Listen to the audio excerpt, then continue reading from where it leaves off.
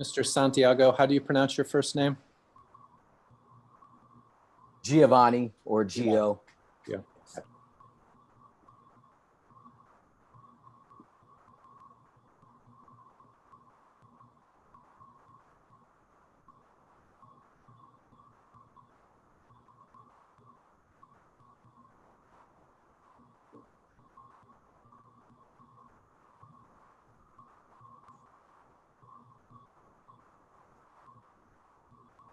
Okay. Looks like we have everyone here. I want to welcome everyone who may be joining us days from now on YouTube. We're going to go ahead and get started. Hang on just a sec.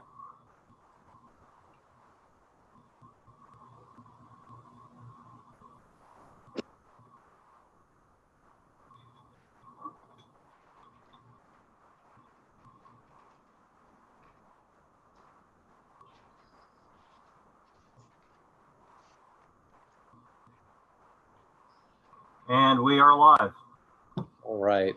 Welcome to everyone to this evening.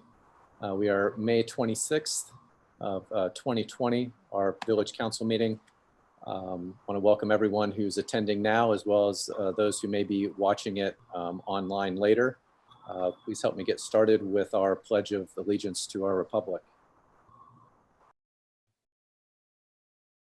I pledge allegiance to the flag of the United States of America and to the republic for which it stands, one nation, under God, indivisible, with liberty and justice for all.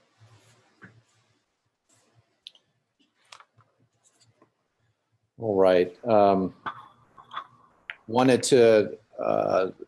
I typically start with a general announcement about anyone who's joined. If you have questions during the meeting, anyone who's joined who's not a council member, if you've joined us by Zoom, there's a chat section where you can type in your question. You could direct that to our Assistant Village Administrator, Mr. Lanzer. You should be able to see him pop up on your choices when you're using that chat section. Please forward your questions to him and he'll make sure that I'm made aware of that. And should we go ahead and, well, there's it looks like that typically what I've done is I've asked for the roll call and poll for quorum, and I'm going to do that before I make a couple other announcements. So Mr. Lanzer, could you? Yes. Mr. Betcher. Present. Ms. Cheney. Present. Mr. Knipp. Present. Mr. Priedenoff. Present. Mr. Van Harn. Present. All members are present. Thank you. I wanted to comment on Mr. Marks, Lou Marks, Chair of the Executive Committee. I received a letter of his resignation this week and will be swearing in a replacement for him this evening. Mr. Marks has served our community longer than I have. He's been on this council longer than I have. His knowledge and experience have been immensely helpful to me, both before I was mayor and as mayor. And I will be issuing a proclamation honoring his service. We're not prepared to be able to do that tonight. He's has had so much service to this community. It's going to take quite a while to gather that all together. In his— Is he resigning from council or just the committee? He is resigning from council. I I received his letter of resignation and accepted that last week. And Mr. Betcher is designated as Mr. Marks's designee. Mr. Betcher, do you have a nomination for, or do you, who? I do, yes. Yes. As the sole designee to replace Mr. Marks, I would like to nominate or appoint Ashley Snyder. Thanks. Thank you. Ashley, do you accept this appointment? I do. All right. Thank you very much. I would like to swear you into your office here. If you would Sure. please stand and repeat after me, Sure. One raising second. your Oh, right hand. is this Right good? hand over the camera. All right. I, Ashley Snyder, I, Ashley Snyder, do solemnly swear do solemnly swear to uphold the Constitution to uphold the Constitution and the laws of the United States of America and the laws of the United States of America and the Constitution and the laws of the state of Ohio and the Constitution and the laws of the state of Ohio and the charter and laws of the village of Gulf Manor, and the charter and the laws of the village of Gulf Manor, and to fairly and faithfully and to fairly and faithfully perform the duties of the office to which I am elected. perform the duties of the office to which I'm elected. Congratulations and welcome. Thank you. For your service. Thank you. One of the things I neglected to do there before we got started was I had made a mental note but forgot to ask folks to take screenshots of this. Typically, shoot. able to take some pictures to share with the community and on social media to celebrate a new member's appointment. But given that this is on video, I believe we can probably pull a screenshot out of it. I'm sure. Would ask for folks' assistance in doing that. Well, thank you. Initially I was thinking of making a number of appointments, committee changes at this time. And there is a seat on the fire board that needs to be filled with Mr. Marks's absence. However, we have an executive session this evening. And I want to give a little bit of a warning to folks who will not be in that executive session that it's likely going to be a while. I've been told to expect and to share with the council members that this executive session may go an hour tonight. And that's on top of what else we have planned this evening. The executive session is just for the members of the council and administration and to select invited guests. So if you're joining us late or virtually, basically what you're going to see is it's going to go dark for a while we're in that executive session. Just want to give a little bit of explanation of that up front. But I am not going to be making any committee appointments this evening, and I'm going to be requesting that we don't make any replacements for Lou until after we've had that executive session. And I've asked for the counsel of our legal representative here on whether that's good form, and have received confidence on that, but we can talk some more about that when we're in our executive session. With that, I wanted to acknowledge that we have a registered speaker this evening, Miss O'Connor, and I'm going to have Mr. Lanzer introduce. Thank you, Mayor. At this time, I'd like to introduce Christy O'Connor this evening. Miss O'Connor is on staff with the Hamilton County Recycling and Solid Waste District, and her organization's working with the village on several items because they selected the village of Gulf Manor as a target community. And what that means is that they're going to help us on several recycling initiatives, as well as help us hopefully help us figure out the spare tire disposal strategies to help us there, as well as possibly come up with some solutions for our leaf disposal program, because in the fall we pick leaves. Ms. O'Connor will speak more to the strategies and approaches being formulated to help our residents in the village. So without further ado, the floor is yours, Christy. Thank you, Andy. Hi, everyone. Thank you for having me. Like Andy said, my name is Christy O'Connor. I'm a graduate student liaison with Hamilton County Recycling and Solid Waste District, and I'm also joined by Angela Rivera, our outreach specialist. So I wanted to tell you guys a little bit about what we're doing in Gulf Manor. Hamilton County Solid Waste District is a county organization established by state law. We're responsible for ensuring that the county achieves state mandated goals for recycling and waste reduction. The district achieves these goals through the implementation of waste reduction programs targeted to residents, communities, businesses, and schools. We are funded by tipping fees from landfills at a 1-to-1 pay scale per ton, and our funding is separate from the general fund. So every year our office reaches out to a few communities that we feel have strong recycling infrastructure, but have the potential to increase participation or how much residents are recycling. We call these communities target communities, and we have funds set aside to work on outreach specifically for these communities. As a target community, the district will write an outreach plan for Gulf Manor's approval with a budget of $10,000, which can be used for one-time fees related to improving recycling participation or infrastructure. So outreach plans usually involve presenting to local community groups, sending a direct mailer, or participating in community events, among other outreach techniques. To select outreach strategies, we'll first administer an online survey to the general Gulf Manor community to identify potential barriers and benefits of recycling.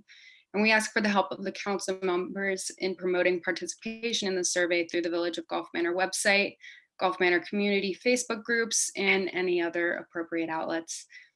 So in 2019, the Village of Gulf Manor diverted about 134 tons and achieved a 7.79 diversion rate. 7.79%. The village received a check in the amount of $1,682.73 from participating in our residential recycling incentives program. And as a result of the target community outreach plan, we hope to increase this amount in 2020. So I'm looking forward to working with you all, and feel free to reach out anytime. I'll type my email address in the comments. And with that, I will open up the floor if anyone has any questions about the district or our target community work or suggestions. Thank you, Ms. O'Connor. Thank you, Ms. Rivera. Are there any questions? I have a question. I'm guessing you've encountered other communities like ours that are need or are target communities now. What kinds of things do you do beyond the I know you do mailings, other things. Is there other stuff that you do to encourage it? Yeah, so I'm actually going to defer to Angela on that question because she has done work in the past with other communities. So every community is a little bit different. It kind of depends on what you all are needing. We're going to be working with Andy to look at the possibility of doing your own leaf composting, so you wouldn't have to haul or pay for disposal of that. And that would be a big benefit to all of you, because I know, talking to both Ron and Andy, that is a big cost to your community, but it also would increase your diversion rate a lot higher, which would, so we can help both with infrastructure, we can help with doing that outreach piece. We were kind of thinking it might be a little bit of that infrastructure piece, trying to get some type of leaf composting happening for Gulf Manor, and then in addition to a lot of public outreach and education around what is recyclable. And I know there is some turnover with different parts of the community. So how do we get that message to when people are coming and going in your community and helping them recycle right when they're here? So we really tailor everything to each community. Again, sometimes it's recycling bidding when you go out to bid your garbage. We help write those proposals and things as well. So it really depends on the community and what they need at that time. Thank you. I like what I hear. The leaves are a big deal to us, but I appreciate it. Thank you. I want to say I'm really excited about the possibility of this partnership between the village and Hamilton County Recycling. Not only is it going to help, hopefully make the village a more beautiful place, and as well as increase the quality of our recycling, but it's also a slight revenue generator for the village, right? So in times of COVID, as a finance guy, any little bit helps, and I think it's going to be great all the way around. So one of the issues that we have in terms of expense and staffing is during October, November, December, our maintenance crew pretty much just does leaf reclamation. And the amount of time that it takes when the unit is full to a place to recycle the leaves, they only get what, Andy, like 4 or 5 trucks full of leaves in a specific day, if that many. A lot of times, not even that. It's half a street, and then the truck's full, and then it's a 2-hour round trip to the drop off. So if we can get a solution either in the village or close to the village, perhaps partner with another community that's already doing the composting, I think it's a real benefit, and it's going to make our operations extremely efficient. So we're looking at staffing impact and also expense impact. And to be honest, I actually brag to people how we have leaf pickup in the village when they complain about living elsewhere and having to rake it up. So it's a little one, but it's a nice little thing to say we do that in Gulf Manor. I'd hate to lose it. Real quick too, assuming we compost all these leaves, do we sell them then, or what does that turn into? How does that work? And if we had another community join us or we join someone else, just a general picture of how that works. I think, yeah, go ahead. I have been talking to Andy a little bit about the potential of creating a class for composting facility within Gulf Manor. I know there's a potential location, and we have a visit scheduled to Amberley Village's class 4 facility as well. So we're going to explore the potential for a partnership there, or at least get some inspiration for something within Gulf Manor, because that is a great service that we'd like to continue. Well, thank you very much. Compost. Oh, sorry. It's very promising. Go ahead. I just apologize. I know it's always hard on these calls. The finished compost you could use within the village if you have park spaces. I know that there's a garden that you could bring it to, and potentially if you wanted to sell it, I'm not sure what that would look like or what the rules and regulations around selling the class 4 facilities, but you could use it within the village, the finished compost. Fantastic. Well, thank you. Appreciate the partnership, Andy and administration and Hamilton County Recycling. Thank you. Any other questions? Can I just ask a clarifying question? Is that compost basically the same thing as mulch? You can use it as mulch. It's a little bit different. Mulch is defined as soil cover, so you could use it as that. But a lot of times when we think of mulch, we think of more wood chips. But yeah, you could use it as mulch, the finished product. It's not as clean as mulch would be, or as dry. Right. So it's more of like what you mix with how we use it is we mix it into our garden soil when we're planting, right? To help make the soil more nutritious to the seedlings. Thank you. So you guys will be giving us a survey, an online survey, and we will be asking residents to fill that out. So members of council, if you will help spread the word that this survey is available, we would greatly appreciate it. We want to get as broad a response in the community as possible to figure out where, if any, there's gaps in recycling, where our partners with Hamilton County can help us out.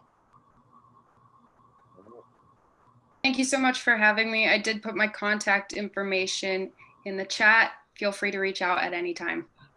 Great. Thank you. Thank you, Christy. Thanks, Angela. Thank you. Good stuff. Thank you.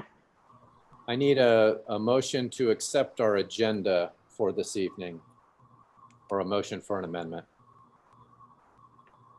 I'll make a motion to accept the agenda. I have a second. Second. All right. All those in favor? Aye.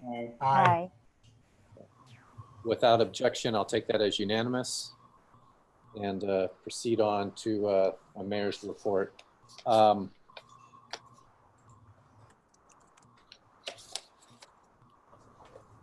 I received, first off the top, I want to report that I received a thank you card from former Mayor Alan Safiro for the support provided his family following the passing of his mother on May 1st. And I'd like to read a little bit of that card. I'll read that card because it's addressed to me, but it's to everybody. Thank you for your thoughtfulness for the loss of my mother. The village has employees and elected officials with character and integrity. This further exemplifies this. And there's a poem that's been included in loving memory of Anna Marie Safiro. And I'll read that briefly. Do not stand at my grave and weep. I am not there. I do not sleep. I'm 1,000 winds that blow. I'm the diamonds glint on snow. I'm the sunlight on ripening grain. I am the gentle autumn's rain. When you awaken in the morning's hush, I am the swift uplifting rush of quiet birds in circling flight. I am the soft stars that shine at night. Do not stand at my grave and cry. I am not there. I did not die. And I also want to express condolences and sympathy for our police chief and his family. Chief Campbell's mother passed this last week. He's been traveling and visiting with family. So I ask that your thoughts and prayers be with him, and we'll share more details when those are available. Have a number of announcements this evening. I'll start with some of just our local ones. I met with our fiscal officer and village administrator last week to follow up on the project of bringing more visual graphs to our financial report. And our fiscal officer, Mr. Lanzer, will be presenting the first set of those tonight in discussion. We've received 2 situational reports from Hamilton County Emergency Management. And I'll touch on a couple of the highlights of that, the things that were new information. So we received 2 of those over the past week since we've last met. One of those is that Governor DeWine's press conference meetings are just going to be Monday through Thursday now at 2 p.m. And the County Commissioner, Denise Drehouse's leadership update, the meetings that she has with elected officials, has been moved to just 1 day a week now, which will be at 11 a.m. on Tuesdays. There's been, as you may be aware, the release of a lot of information about specific guidance information on the opening of various facilities.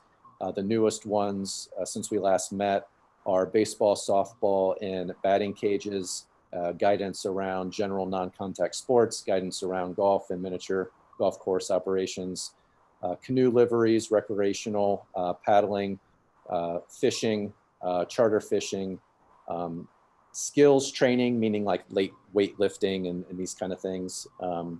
So all those have been released, and I think I've been sharing this with you before. So there's a PDF that gives the specific recommendations and guidelines for reopening those facilities. So there's a PDF for each one of those newly released for what I just mentioned. Catering and banquet centers will be opening on June 1st. That's what that's the next kind of big one that's coming up. Well, May 31st, that we had already been announced, that will be daycares and day camps, and there's recommendations around that that have been released. The Ohio Department of Job and Family Services sent a message to pandemic unemployment assistance applicants, informing them that their names, social security numbers, and addresses were able to be viewed by other unemployment applicants on May 15th. This was a glitch in their system. Personal information was unconcealed for about an hour, they say, and able to be viewed by about, they're saying, 24 applicants.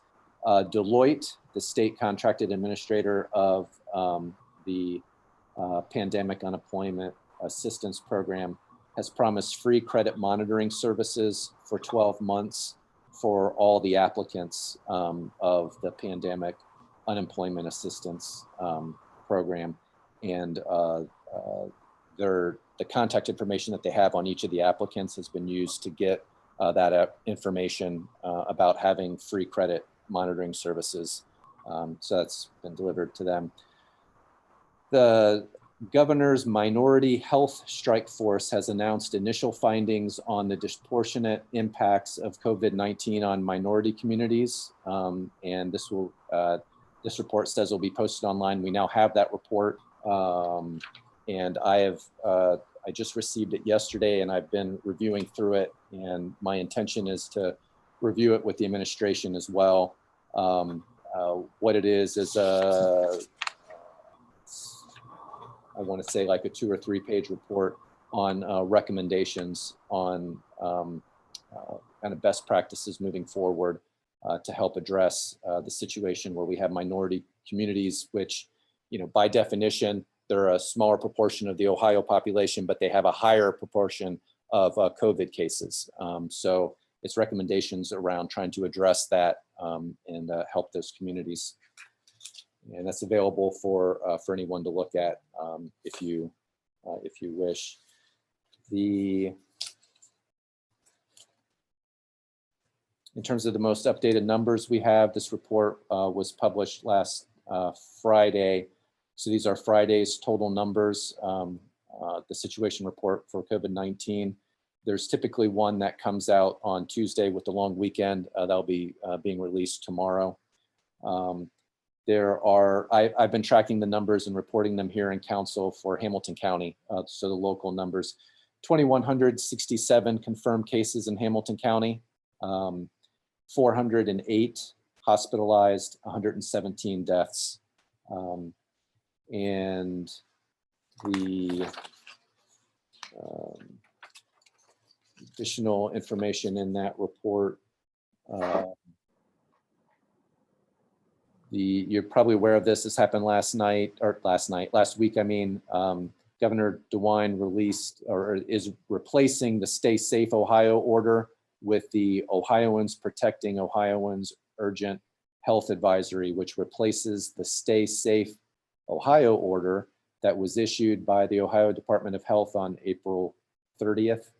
The health order replaces language requiring Ohioans to stay at home with limited exceptions, with language that strongly recommends that citizens, especially those who are high risk, stay at home as much as possible. The order does not, and this is wished to be emphasized, the order does not change the mass gathering restrictions, which remain at a 10-person limit.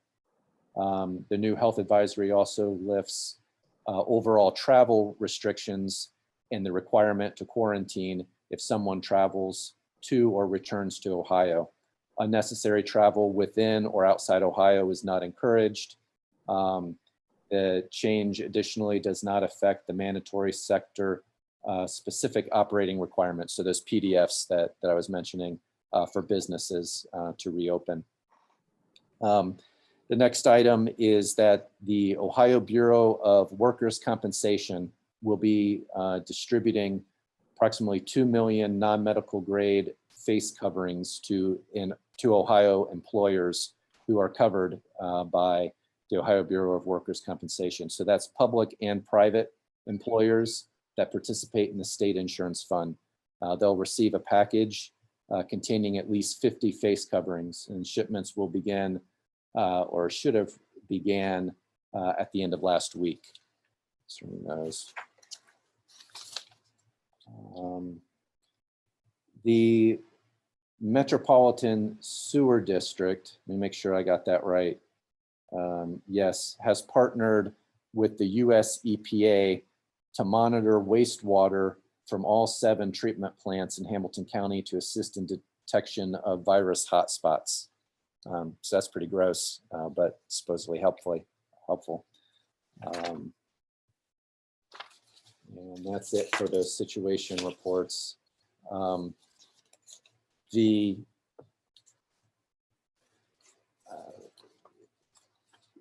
couple other things here. One, to finish up, one is that you may be aware that as of today, the Ohio BMV license agencies are reopening to the public. One of the things that that I learned in the meeting with the county this morning was that the consequence of that has been very long lines and concerns about social distancing in those very long lines. And they're working to get state troopers to assist with that, given that these are state agencies. Currently, it's local law enforcement folks that have these BMVs in their community have been being asked to come in and to help with that situation. So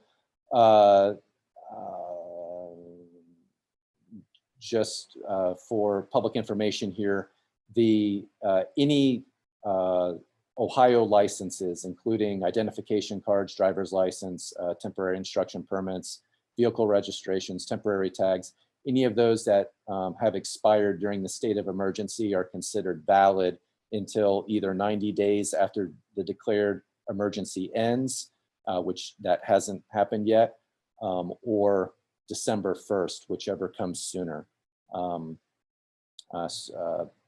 But there's a lot of folks apparently who are still trying to get in there to get licenses. The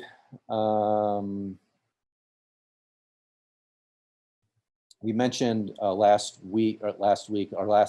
council meeting about the small business loans that the county was offering up. More of that information came out at the end of last week in terms of eligibility requirements, and continuing to be asked by the Hamilton County Board of Commissioners to share this information widely. They opened that process, that lottery, they opened that up last week, and it's going to be closing tomorrow, Wednesday, at 5 p.m. And they're sharing that they have not yet reached capacity in terms of applicants, and that's clearly because folks don't know about it.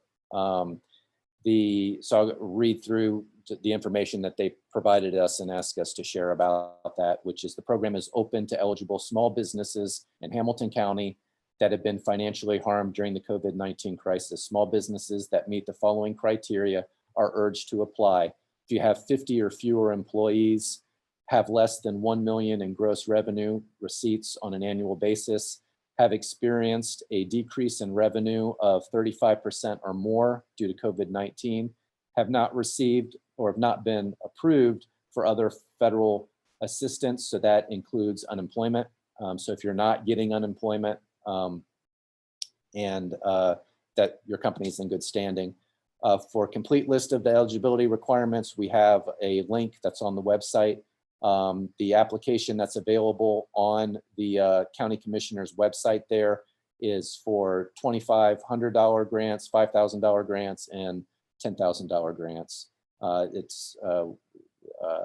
Application will be, or acceptance will be via lottery, and then a follow-up to make sure you meet all the application requirements. As I said, they are planning on closing that window for applications tomorrow at 5 p.m. And there are two additional brief announcements. One is that the Department of Homeland Security has been monitoring a lot of the cyber attacks that have been occurring during the COVID-19 crisis, and they are offering free, vulnerability scanning, web application scanning, phishing campaign assessment, remote penetration tests. So the idea behind this is basically you have what they call white hat hackers, right, who hack for a good cause, and they are asked to go in and hack your government, your municipality, to see what all they can get access to, and then give you a report on what they were able to do and recommendations on how you can cover your butt in the future. And so I've been discussing this with Mr. Hirth about the possibility of taking advantage of this and what some of the pros and cons of that might be. Additionally, there was a report that was released by FEMA that they are encouraging us, encouraging municipal administrations to take a look at, which is COVID-19 pandemic operational guidance for the 2020 hurricane season. Now, we don't have hurricanes here on the Ohio River, but what they're saying is that this can be used as a good framework for any kind of disaster response that might occur in your community during the whole COVID situation. So they're asking that we all take a look at that. And that was just released here in May. So, and it's quite lengthy. We'll be taking a look at that. And that, thank you for your patience, is let me see here, the conclusion of my mayor's report. So I would ask for Mr. Hirth in his administration report. Hey, some things that are new and an update on a couple of things. One of the things council needs to make a decision on this evening is regarding when the next council meetings will take place. In our original schedule, we were to start our summer sessions for June, July, and August, where council meets once a month to help accommodate people's off time during the summer, and also a lesser load of business that usually is participated or is conducted during the summer months. This year, however, we are recommending, rather than just meeting on Monday, June 15th, for the month of June, we go back to our normal second and fourth Monday schedule, where we would meet on Monday, June 8th and Monday, June 22nd in preparation for pending business. We would simply, if the council agrees to that, we would just need a motion, a second, and approval to move to that calendar. We have a motion. I'll make a motion. Thank you, Ms. Shaney. Do we have a second? I'll second it. Thank you, Mr. Van Harn. Any discussion? Are these in person or continue to be virtual for June? I don't think we know yet. My sense of it is that we'll continue to be virtual until, or at least have a virtual option until such time that the state says you're not allowed to do that, which my understanding is it's currently stated. And Mr. Solicitor, you can correct me on this. It's currently stated that we're allowed to do that through the state of emergency. So if the state of emergency is rescinded under current law, we would need to go back to public meetings. That's correct. That statute said until December 31, 2020, or earlier if the state of emergency is lifted by the governor. So it could come any day. Right now, we can continue to plan on these virtual meetings, but we may get a notice from the governor's office that we have to switch over before the 8th. And if we do, then we'll notify everybody and then post it on our webpage. But I've heard nothing in terms of lifting these right now. So right now we're just basically approving June, or are we? Correct. In terms, okay. Correct. Going to 2 meetings in June rather than 1, which we had, I think, what was it, back in January when we had no idea. We were just like, oh, in June, we'll just have 1 meeting.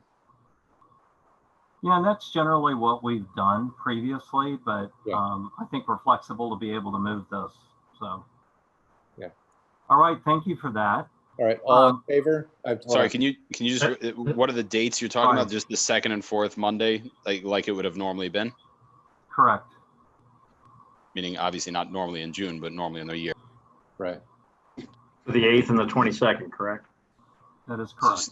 I'm just looking at the dates here. If you can hold off on that vote, or Okay.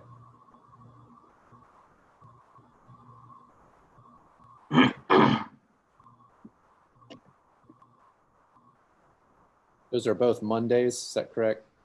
That is correct. okay, I don't see any conflicts in my schedule. Okay.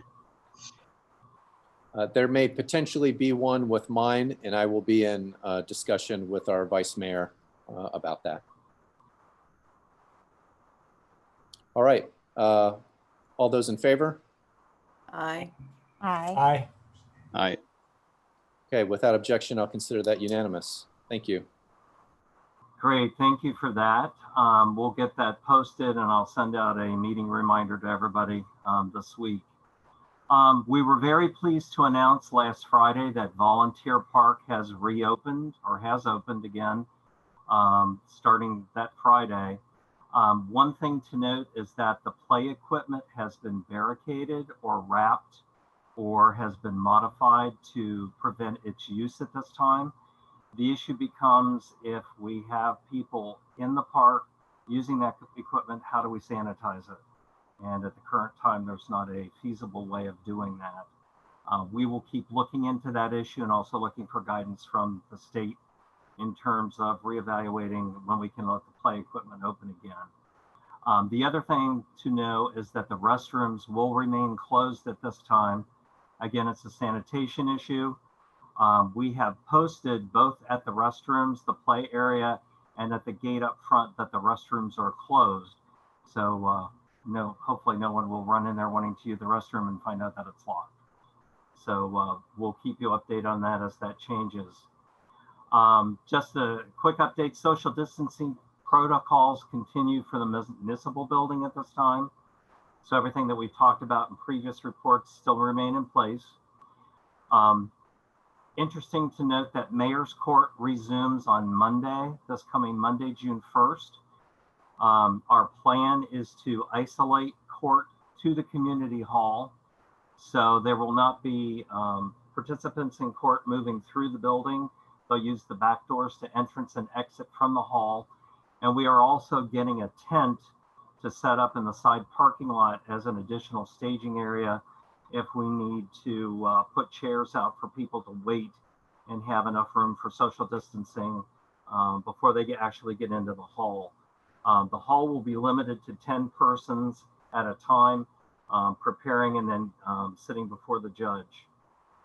Employees will be required to wear masks. Those entering the hall will be required and reminded to social distance, and they will have temp checks before they're allowed in the building. If they have a fever, they will be requested to reschedule their court date to another time. And after all of this is complete on June 1st, on June 2nd, we will be sanitizing the hall. So every time we have a large group like that in the hall, we will go through a process of sanitizing the surfaces to make sure there's no chance for infection being left on areas. Any questions about that process? I would add that I know that Denise is working on with the administration, a description of our protocol to send out to other parties, for instance, translators that are coming in, so they're aware of what the situation is, so they can be helpful to, for instance, someone that doesn't speak English while they're trying to negotiate the change in protocol. Okay. We still need volunteers to plant flowers and to mulch the gateways and the public spaces on Friday, June 5th.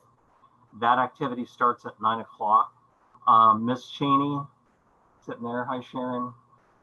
She is putting together, along with her sister Sandy, some people to come help with that. In addition to Miss Simpson, we really need for everybody to try and find volunteers to come down and help us that day. That can be a painful day or can be a very easy day. The more people we have, the easier it becomes. So if you could help us with that, it would be greatly appreciated. What was the time of that again? I know I have it somewhere, but it starts at 9 a.m. If we have enough people, we should be done at noon, and then we'll do pizza or something in the hall afterwards to celebrate. Okay, thanks. We still have about 25 Census 2020 signs to distribute. They're not doing us any good sitting outside my door in the hallway. So if you can find some places that we can deliver or we can get them to you and you can pass them out to people. Again, I want to recognize Sharon. While she was in Tennessee last week, she placed 20 signs. So thank you for doing that. and she and Sandy got those out to the houses this week. So they're showing up, or they're popping up in spots. The Stover project continues. People are starting to get nervous and frustrated because of the disruption there. So we're doing our best to explain to individual people and to accommodate them where we can. The end date, according to the engineer today, is now projected for the end of July. Couple of things to remember is that there was a first phase that was Cincinnati Waterworks, where a larger water main was placed on the street, and the actual curb work and removing the street didn't actually start until mid-April to the 1st of May, and then they had COVID staffing problems at that time. So we have found that this construction company, Welsh Excavation, is very good at working with our residents and helping us work through problems. At this point, we'll see what the end product is, but so far we're very pleased with working with them and also working with JMA, which this is actually the first road project we've done with them. The one thing that we want to, if you're out there talking with folks from Stover, patience is really needed right now, because now we're moving in the most disruptive phase of the project. So the worst part is going to be from Bremont to Rosedale, where they actually remove the road. And that's going to put people out of their driveways for 2, 3, 4, maybe even 5 days, depending on what the weather does. So we need great weather and patience to get that project done at this time. Final thing I have on my list, and I believe the mayor and I talked about a request from Mr. Van Harn this morning. I'm sorry, let me get to that page here. There have been reports of excessive speeding in the village, especially having increased during the COVID-19 pandemic. I talked to Chief Campbell briefly today. He assures that road patrols have increased and are getting back to their level that they were before the COVID-19 pandemic. He wanted me to remind everyone that during the pandemic, the general policy of police departments across Hamilton County was to modify their encounters with residents in vehicles or people passing through. So that process is ramping back up.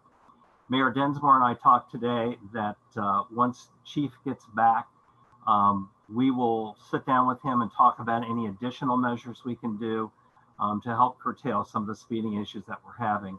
And it all gets back down to traffic enforcement. And that's something that, as council needs to state to us what is the climate that you see for the village in terms of enforcement. And that's something that Mayor Densmore and I will work on a process to get that feedback from you. But in any case, the important thing to remind residents, I see a lot of chatter on next door. When I go to the police department and I ask them if there were any specific calls made regarding that kind of activity, they usually come back and say, no, it's never been reported. So the important thing to remind people who are complaining about that on next door is that the most effective way of getting their problem resolved is to report specifics to the police. And they're glad to check out specific things if they know where the hot spots are. Thank you, Mr. Hurth. I would add that in terms of getting feedback from council about what your vision is for enforcement, not just enforcement, but visibility. Having more police patrols just driving through the community may well have an effect as well as just saying, let's increase the number of tickets.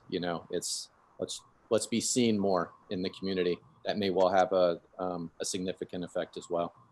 But we're looking for your feedback on what. It seemed to me, I think I in my email, I talked to Andy about it, didn't we, the last in-person meeting we talked about getting a couple of those interactive speed things that we could move around.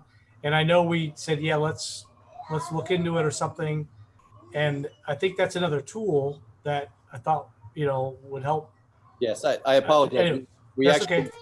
Mr. Hirth and I spoke about that today, as well as would like to remind everyone that as we do road projects moving forward, speed humps are going to be included in that moving forward. So we're approaching this from a number of directions. Well, I think, I got involved in that discussion of next door that Mr. Hirth referred to. And I felt it was important that they knew that council had been discussing this, because sometimes they seem to think we're disconnected.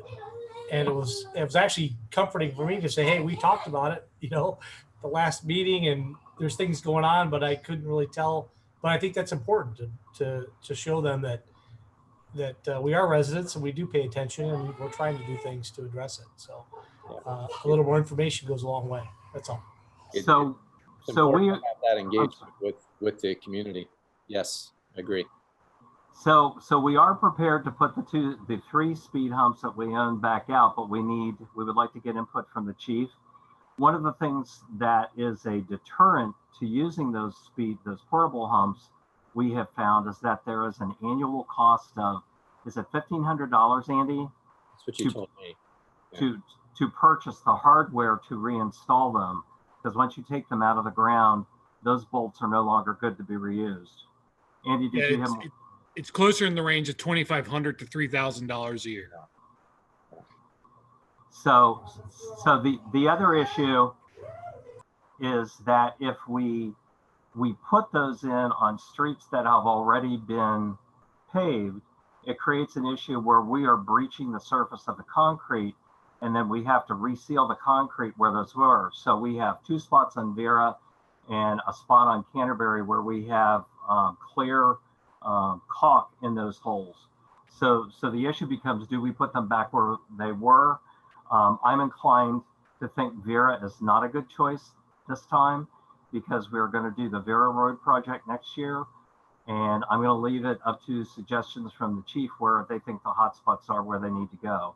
And then we'll have a discussion with council about that. The 2 signs that are in Vera, at least one of them is going to get moved to Los Sanibel, I believe going eastbound closer to the school. But that again, I would like to confirm that with Chief Campbell when he returns. I guess anything we do, whether it's speed bumps or those interactive speed signs, help, and patrols of our officers, all help develop the perception that you can't speed in Gulf Manor.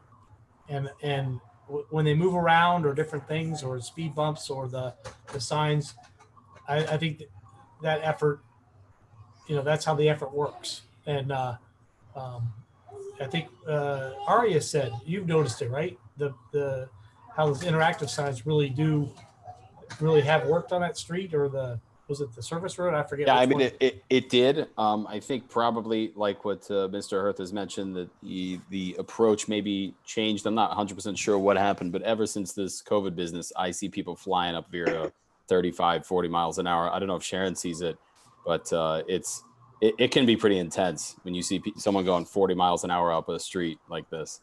Yes, there was up to 35 and 40 yesterday when I clocked them. Yeah, I've been seeing that on a pretty consistent basis. So I don't know if it makes so much sense to move the signs as much as I think we had mentioned purchasing more signs in a previous meeting.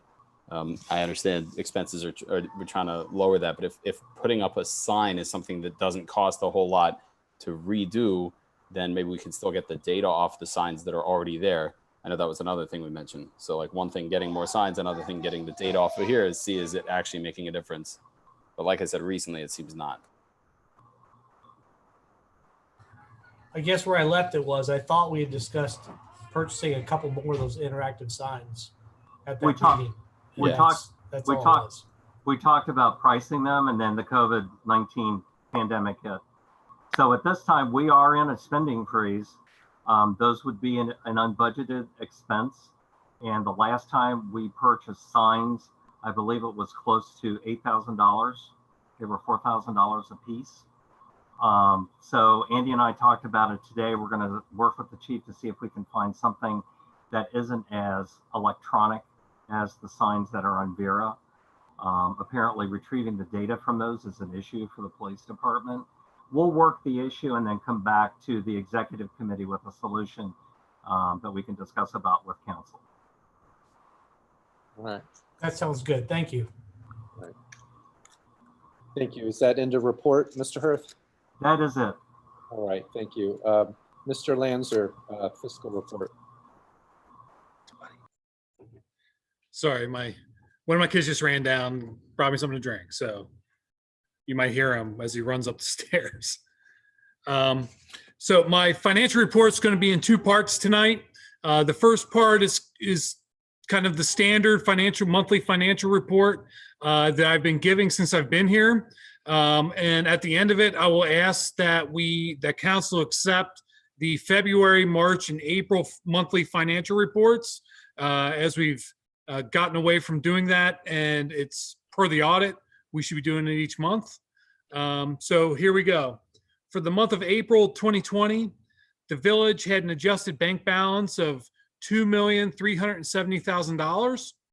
Of this, $2,218,000 can be found in the village's primary account, and $157,000 lies in the village's special police funds.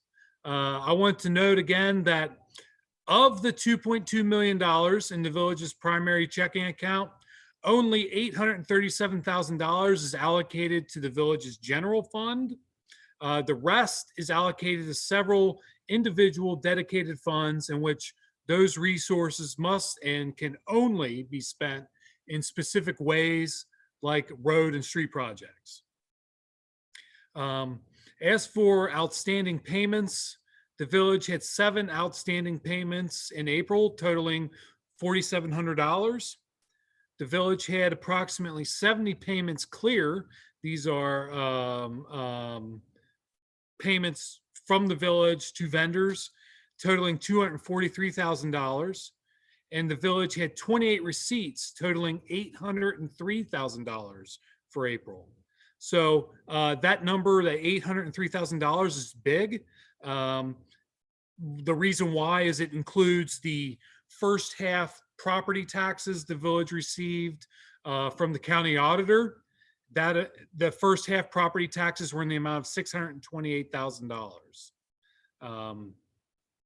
And that's spread out between the general fund levies as well as the police and street levies. As for the general fund, let's begin with income tax receipts. The fund, the most interesting of the revenue sources, I think, especially right now. In April of this year, the village generated $66,000 in income tax receipts. Now, this is off from last year's receipt for the month of April 2019, by $10,000. However, for the year, village income tax receipts remain $19,000 more than what the village received up to the same point last year. So through April 2020, the village has received nearly $20,000 more than what the village had received at this same point last year. And that is in spite of the economic challenges posed by the response to COVID-19. I'll touch more on this during the second half of my second part, but I wanted to bring it up now. As I mentioned previously, the village received our first half property tax receipts from the county auditor. The village received $359,000 in first half general fund property taxes. This is nearly $10,000 more than what the village received in the first half property taxes April last year. So all things being even, and in a world without COVID, this would indicate, generally speaking, that village property values are increasing slightly year over year, which is a great thing.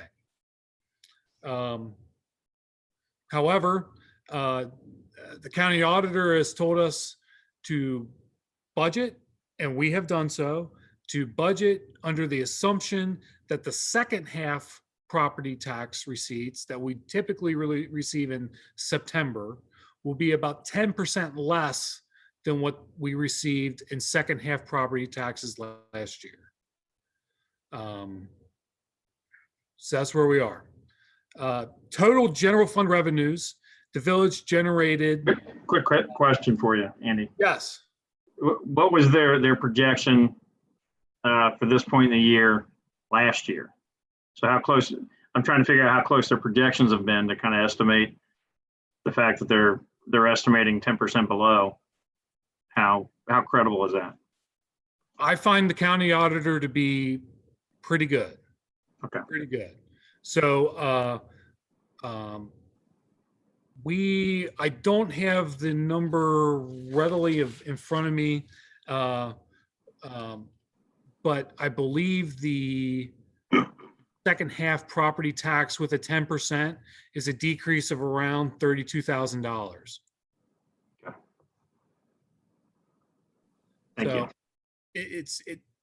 We're budgeting for it. We're prepared for it.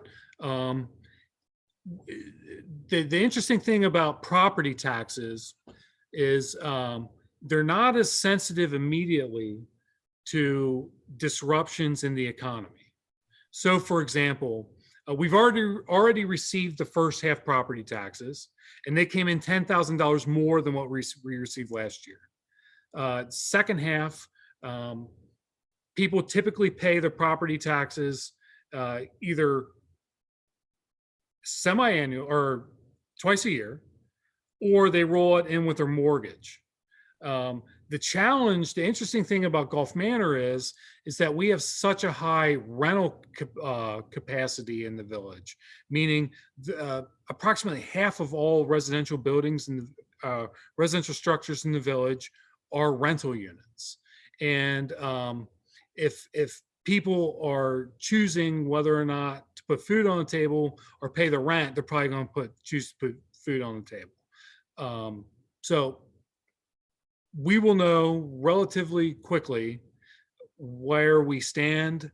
I am waiting, and I should receive it any day now, the 2021 property tax projections from the county auditor. And I think that's going to give us a pretty good idea of where we are, not only next year, but what we should be expecting for the second half. Can I just ask a question? Yeah. I was wondering, do you know, is there any way to find out like what percentage of Gulf Manor residents are holding mortgages? Because if you're talking about 50% is rental properties, so that means the landlords are the ones paying those property taxes. I would think that's more likely those will come in. So you're only talking about the other 50% and trying to get a general idea of how many people actually have mortgages. I think in most mortgages, correct me if I'm wrong, I think most mortgages, the bank actually pays the taxes, and it's kind of all put. Yeah, it's escrowed, exactly. So it seems to me that that might be a much smaller number. I think I tend to agree with that. We will find out relatively quickly, I think. Once we get the next year's general fund property tax forecast from the county auditor, I think we're gonna have a pretty good idea of where we stand. Now, as for how many people are carrying mortgages in the village of Gulf Manor, that information is not available to me. I can do some digging around, see if I can find it. I believe that the county auditor probably has a pretty good idea on the numbers of that, because they use that as the basis for the forecasts for property taxes. Oh, okay. All right. So that And I can actually reach out answers to my them question. and figure it out. The one thing I would just caution you is rentals. I'm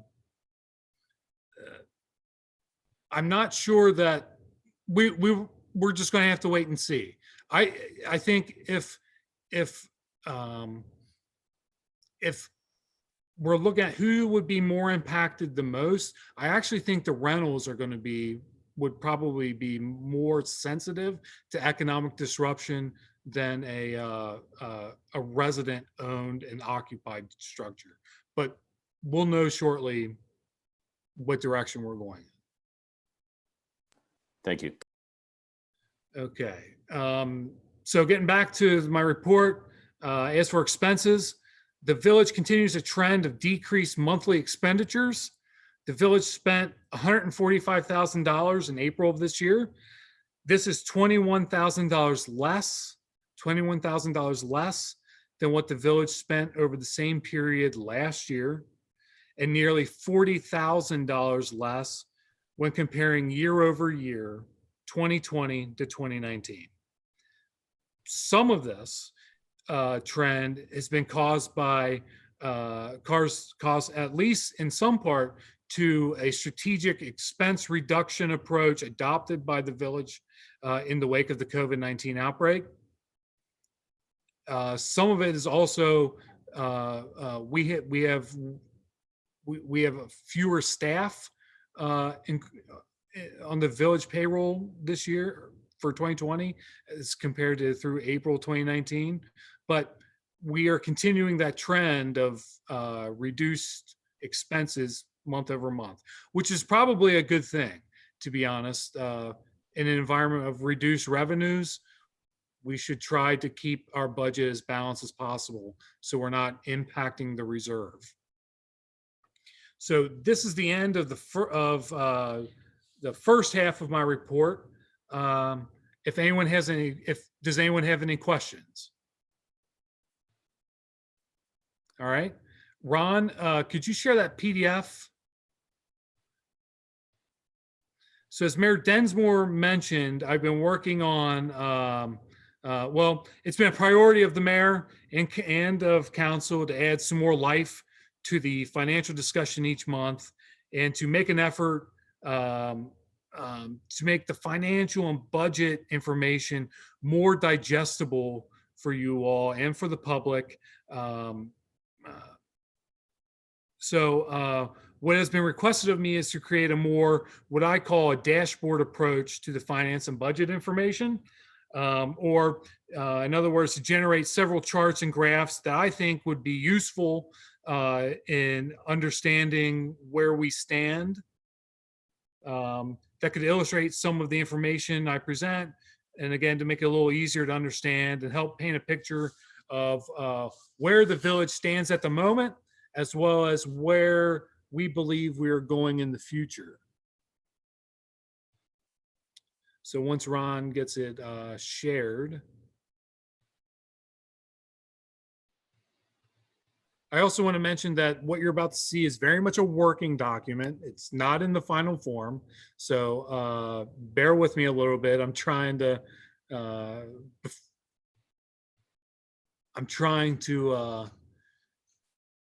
let's see here. There we go. I think we're working on it. We're getting there.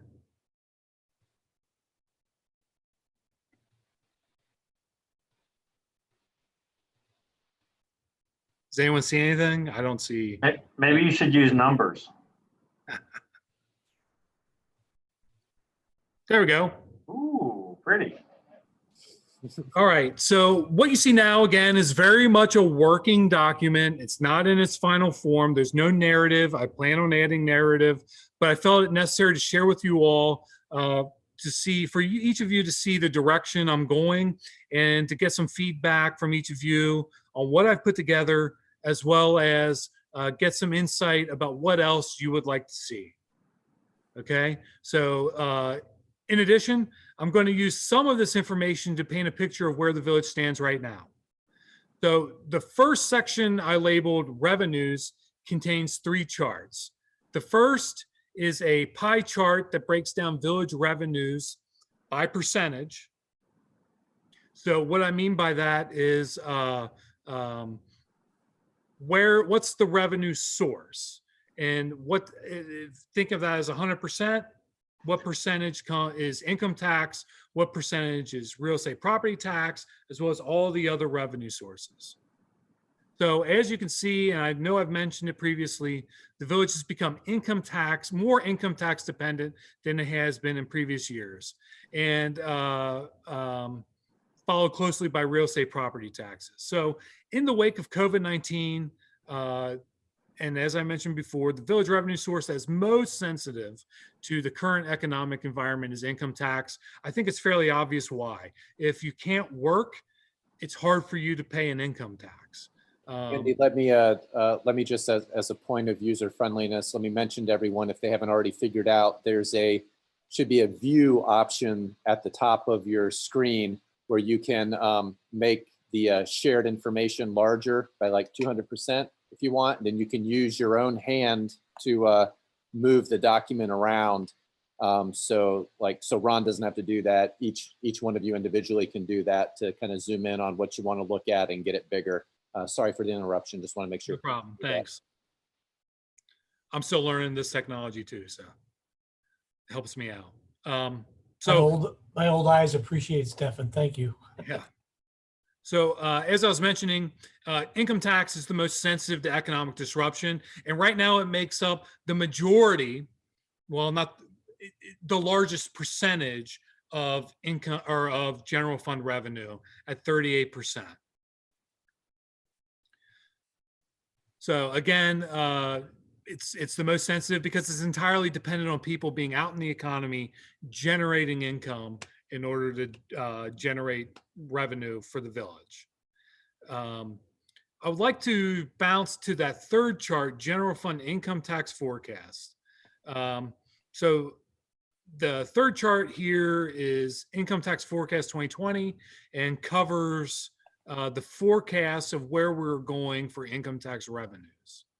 The village has learned from Rita that we should expect a 20% reduction in income tax receipts for months 3 through 6 from our 2019 figures.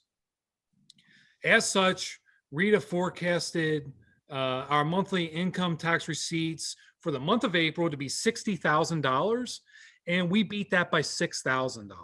So that's generally good news when you're getting a downward revenue forecast and you beat it. I think that's a win.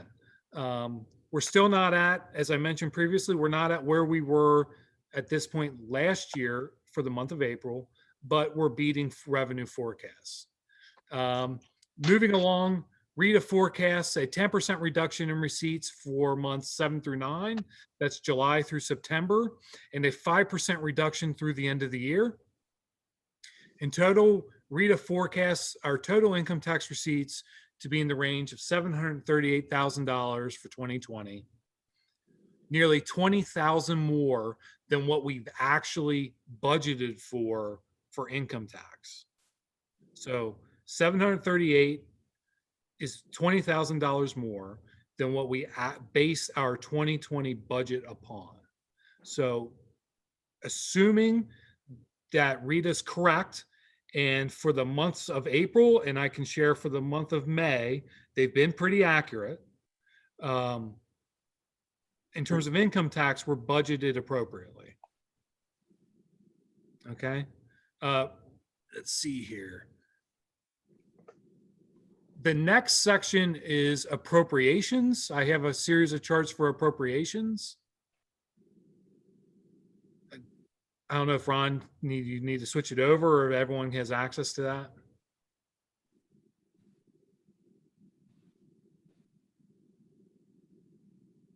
Sorry, this thing is as slow as a snail. Oh, how's that? Do you see it? No. Nope. It's on my screen. None of us can see it. Well, I can start explaining to it because I know we have the we have other business we gotta get to. So the second section's the appropriation. Again, I'm using 3 different charts that demonstrate the percentage of appropriations spent at this point. It's a donut chart. We've spent 29% of the appropriations. There we go. Yeah. The second chart is April vendor payments. So that's a top 10 of the vendors that the village paid out to in appropriations for the month of April and the amounts that we paid. And then the third chart is another pie chart. And what I'm trying to demonstrate there is, so if we think of 100% of village appropriations. It breaks down the percentage of that 100% that goes to each department. Now, this chart probably won't change much as we revise budgets or as we revise our appropriations throughout the year, but I think it's good to demonstrate where we stand when we're talking about the budget and when we're talking about appropriations. So as you can see, probably not that easily because of some of the coloring, but the police department assumes 53% of our 2020 general fund appropriations. 53%. The next largest department is what we term as administration. That's a percentage of my salary and my benefits, the administrators, councils, as well as all the operational expenses associated with the administrative department. And as you can see, each department or in each function within the budget can be found there. Any questions? This helps quite a bit. Thank you. Okay. Now, the last section I have is the final chart is the fund balance forecast for the general fund. The fund balance is the reserve. So what in a minute when Ron gets that up there, it's a bar chart, and it's going to project our forecast for the reserve to end the year. Do you see So it? I would like to create one of these bar charts to show the reserve for at least each one of our levy funds. That's the general, the police, and the street levy.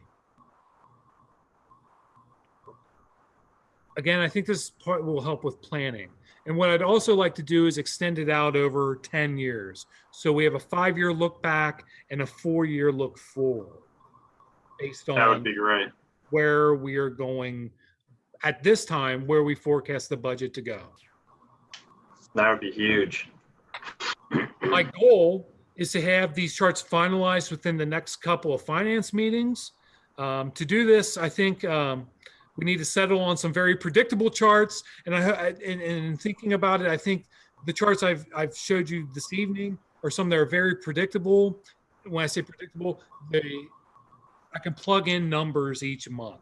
The charts, the Standard charts. Yeah, Charts that boilerplate. we'll usually use. Yeah, boilerplate. So updating won't become too much of a problem on my end. I am curious your guys' feedback as for other items you'd like to see, any changes you would like me to make to the charts I've provided this evening, as well as kind of the format you want me to provide these to you. So for example, do you want me to incorporate them as part of the monthly finance packet that I send out each month? Or would you rather me create a standalone document that I can distribute to each council member and possibly put it up on the website? I would say the financial packet would be best, so it's all in one spot for everybody. So this is really the next step of the financial packet to make it user-friendly to residents also. So this should be part of what gets posted on the website. Yeah, I think Andy, with what Ron just said, a lot of the terminology using is appropriate for an administrator, an accountant, and those things. If you have a ledger that explains this, uses the label, but it has a layman's explanation of it next to it as part of this whole thing. Maybe it's on the back or the front of the packet, because as Ron said, for residents, and I'm a resident, I'm digesting this and learning this as I go too, that would help. When you say general fund reserve, I'm learning what that means, but maybe a little explanation sheet somewhere would be helpful, because I'm thinking about the residents, and I am one, but I'm thinking about them as we try to discuss this with them. So I don't think a glossary would be all that difficult, or a dictionary would be all that difficult of key terms. I'm happy to do that and include that in the monthly packet. Last, I also want to mention one other chart I do have assembled, but I didn't want to put it on here tonight. I'm working on a 10-year revenue and appropriation forecast. Again, it's a look back over 5 years, where we stand now, and then a 4-year look forward. I didn't include it tonight, but it's something I'm definitely working on. And the reason why I didn't include it is because given the permanence of whatever goes on the internet can stay on the internet, I want to make sure that the numbers are absolutely as sound as possible, especially on the forecast portion. And I'm working that out. And the more information I get from Rita, as well as the county auditor, the more accurate those numbers will be, especially when we get in year 4 and 5 into the future. if I may jump in now, the last 2 meetings I've talked about these financial packets. Andy spent at least an hour, maybe 2 with me on a Zoom meeting, helping me understand a lot of this. And I really want to echo what Sharon said the last time, how much I appreciate Ron and Andy's work and Chief Campbell on what they've really done the last few years. I really understand more about where we've been, where we are, where we're trying to go. And I really, really, really appreciate it. I think it's got to be said. And on that note, if there's a way to, I'm not sure how to do it. If there's a way to put in these reports, some of our intentions or goals, if it is raising the reserve, I don't know how to explain that, because I believe in that. But I think if there's, it could be 1 or 2 things. Like this is our trend, but this is also where we're trying to get to, because without that, you can't necessarily, you don't understand the trend. Like we're trying to get there. That's why it's here, and we're trying to get there. So a lot of communities. So I don't know how to say that, but you probably do. You know what I'm saying. So, thank you. It's a long-term view. Communities that I've seen is that they'll put out a budget narrative along with the budget each year that kind of goes into each function, each department, each function of the department, staffing history, budget history. I'm not sure we have to get that detailed on it, but it sounds like maybe a budget narrative each year that kind of outlines those goals. One thing that we would like to get really working on, and I know it's a priority of Ron and I's, is to develop the capital improvement plan. I think that will help explain some of those questions that you might have. Love it. But that's good stuff. We're just 2 guys, so we're trying to figure it out. It takes time. It takes time.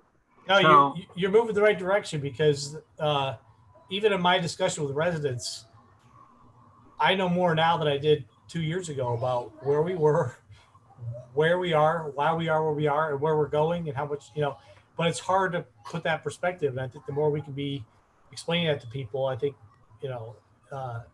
people will get it. They really will. But I need to have better tools, and you're doing great. You're doing what we need to do. I just want you to know that. So one of the things that I would add to this conversation, and Andy and the mayor and I talked about this last week, where we were, and with the income problems that we had, we are really not bringing in much more money than we did 5 years ago when we were 200,000 in the hole. So focusing on the sustainability of the village, the infrastructure, the safety, we've done that. Unfortunately, we're taking some hits now because of the COVID-19 thing. But the one thing we've got to focus on, which is the next step, is we're going to sit in this space and not be able to do anything more until we get over that hump and do the economic development.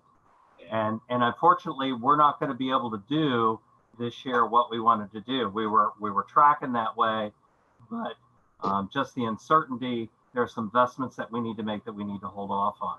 But council's eye, and my recommendation is to keep our focus on that economic development piece, because that's going to be what allows us to do additional programs, the fun stuff that we'd all like to do, instead of worrying about how we're going to pay for the light bills. So,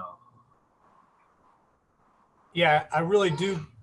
I kind of always believed it, but now I really understand it even more. And I really want to tell you guys, I'm with you. You're doing the right thing. So to get the village, and I think we're going to really feel the benefit in what, 3 to 5 years. It's really, but we got to go through it. We got to invest in it, or whatever the word is. So anyway, I'm proud of you guys. I really am. So thank I'll you. stop. An initial thing that Mr. Lanzer and Mr. Hirth and I have discussed along the lines of those pie charts that you can still envision in your head is what are the visible services of each of those departments, in having a breakdown of that. So when there's discussions about, you know, if there needs to be cuts or something, we have an actual understanding of what services, other than just saying, well, police department, you know, or these other areas, that we have a specific understanding of what are the visible services in the community that are associated with each of these categories. Want to speak to that as well? Yeah, Mr. that's a Lanzer? priority of mine too. So I want to break down when we say service department. Well, what is the service department? It's 20, 30 functions, and what's the service level on that function? And if we're talking about changing service levels, well, what does that actually mean? So that's phase 2 of where I want to get to. And I will begin working on that as soon as we have a consensus on phase 1, which is what visuals we would like to see, what improvements you'd like to make in the visuals I've already made, what additional ones you think would be helpful, and the format in which we the vehicle in which we deliver those, and then I'll get working on phase 2. Mr. Lanzer, at what point can council members get either the charts that you showed tonight or a version of those with a disclaimer that maybe the numbers aren't perfect, I can but send it out. they can tomorrow. start digesting what they might want to see that isn't already there? I can send them out tomorrow morning. Okay, fantastic.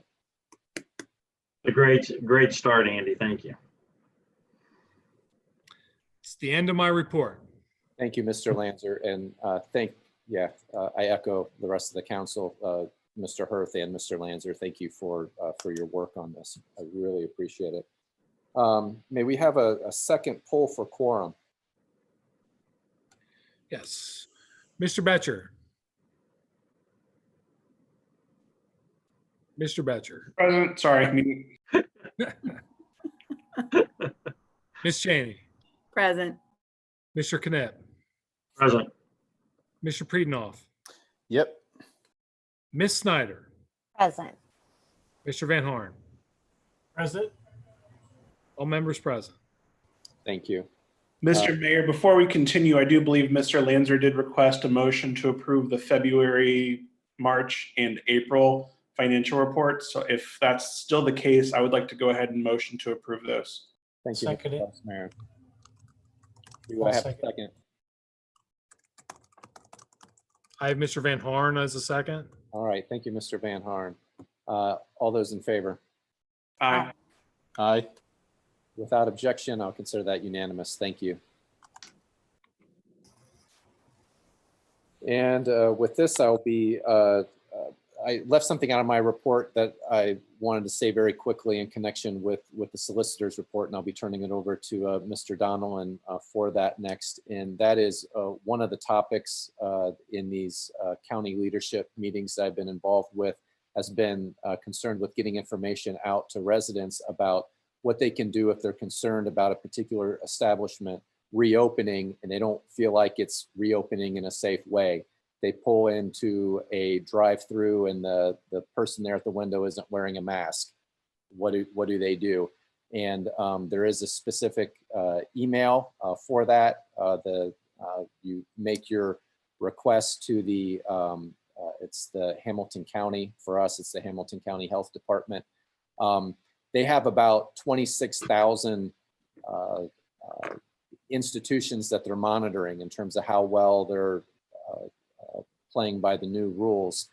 And they're requesting that local law enforcement, so that would be Gulf Manor police, handle the checking of these kind of situations out. So they are requesting that local municipalities, if there is a concern, to establish a process where the local residents can say, hey, we've got a concern with this particular establishment, and have our local folks follow up with that. They reiterated that locally we are allowed to cite folks under the current laws. We don't need to adjust our ordinances to cite folks for these things. But I think more critically and more importantly, there was some guidance around sharing with residents, if they have a concern, what kinds of questions they can ask the establishment. And each establishment is supposed to have a plan for reopening that is available to the public if someone were to ask, like, hey, what are the safety protocols that you have in place? Can I see your written plan for that? And they encourage that as a first step when there's a concern, is to ask the establishment about that. So I wanted to convey that information. I apologize for it being kind of late in the report here. It was information that was conveyed this morning in one of my meetings, and I was just looking at my notes and realizing I hadn't got that into the mayor's report. And with that, I will pass along to Mr. Donlin for any comment on that, as well as his solicitor's report. Thank you. I have one piece of legislation this evening, and I know that we've still got a long way ahead of us with an executive session, so I'll move quickly.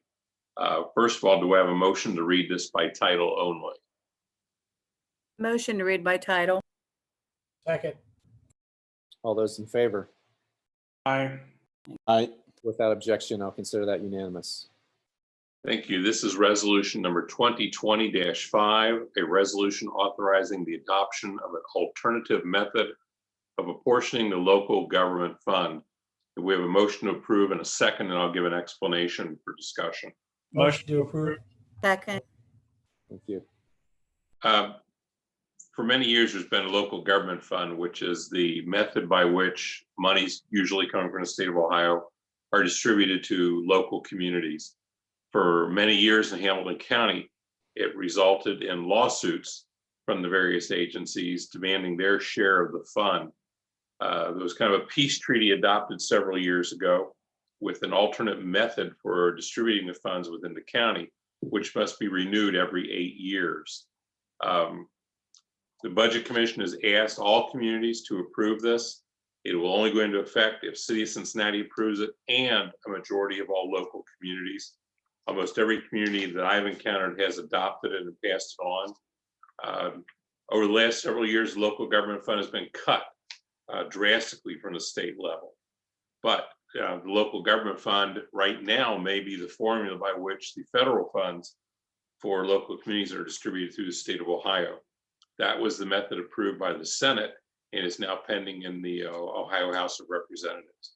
So what they're asking us to do is simply to confirm this fund attached to the legislation, which was sent out to you, is kind of an anticipated distribution, actual distribution. And then for those who can't sleep at night, they can read the formula down to the minutia of how we get to the number that comes to Village of Gulf Manor. Questions? What is the formula? Just kidding. Stop. It's the 3 pages you can read in there relative to lane miles, population, past budget, minimum amount, and so forth. And Thank you for the screen share. all right. If Andy can make a pie chart out of it, I'm in. All right. So is it time? We'll We to- need a roll call vote. roll call vote. Okay, roll call vote, please. Mr. Betcher, Yes. Ms. Cheney, Yes. Mr. Knipp, Yes. Mr. Priedenhoff, Yes. Ms. Snyder, Yes. Mr. Van Harn. Yes. And then at the conclusion of the meeting, I will ask for a motion to adjourn to executive session for matters of personnel related to compensation. And that's the end of my report. Right. Mr. Hirth, can I ask you to provide a fire district report, or do you want to, usually that is Mr. Marks that I ask.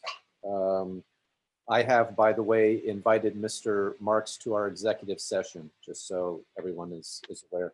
And I'll need to give him a text just before we're ready to do that. Anything you wanted to report on that? Yeah, at this time, Mr. Mayor, there's no report for the fire district. Thank you.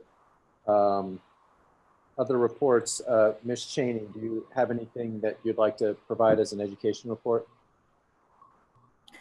Just that the PTO at PRM elected Jen Jarman, re-elected her to another 2-year term to the LSDMC. And we have a new member, parent member, Bo McGrath. And that's all I have. Thank you, Ms. Cheney. As I had announced earlier, Chief Campbell has a family emergency that he's attending to, so there'll be no police or mayor's court report. Yeah. So the mayor's court report's usually at the beginning of the month. There was no report for the police department this evening. All right, so I believe we are, well, before we do this, I want to we're getting ready to go into executive session. Ms. Scott, did you have any questions? I believe you missed the beginning part where I had shared that this executive session that we're going into is for council members and administration only. We have an invited guest this evening for that, but we're going to go dark and it may be like an hour. But if you would like to wait it out, we'll be returning afterwards. We're not allowed to conduct any kind of votes or anything like that in this kind of a session. We have to come out of it to do that. So we will be coming out, but we're going to be gone for likely an hour here. And keep a heads up on that. And I also wanted to ask to make sure that, I want to ask Mr. Hirth on the method in which we had talked about potentially an alternative method of going into this executive session. Do you want to try that? Yeah, we're learning new skills here. The only thing that concerns me is when Lou comes in, that I'll be able to see to add him to the room. Okay. So I'm going to go into a breakout room. Let's see if that works. So do we have all this business here for the moment? I think we need a motion. A motion and roll call vote. For a matter of personnel and compensation. Motion to move to executive session for matter of personnel and compensation. Second. All right, roll call, please. Mr. Betcher, Yes. Ms. Cheney, Yes. Mr. Knipp, Yes. Mr. Prietenoff, Yes. Ms. Snyder, Yes. Mr. Van Horn. Yes. Okay, hopefully we'll see you on the other side. Not sure I like the way that sounds. Welcome to the dark side. We're going to do a potty break. Yeah, I was going to say, can we do a couple-minute recess before we get started? A convenience break. Again, These legal terms, I'm not good with those. Convenience break is Right. great. Smoke them if you got them. So hopefully we'll Legal have you term there. too. All right.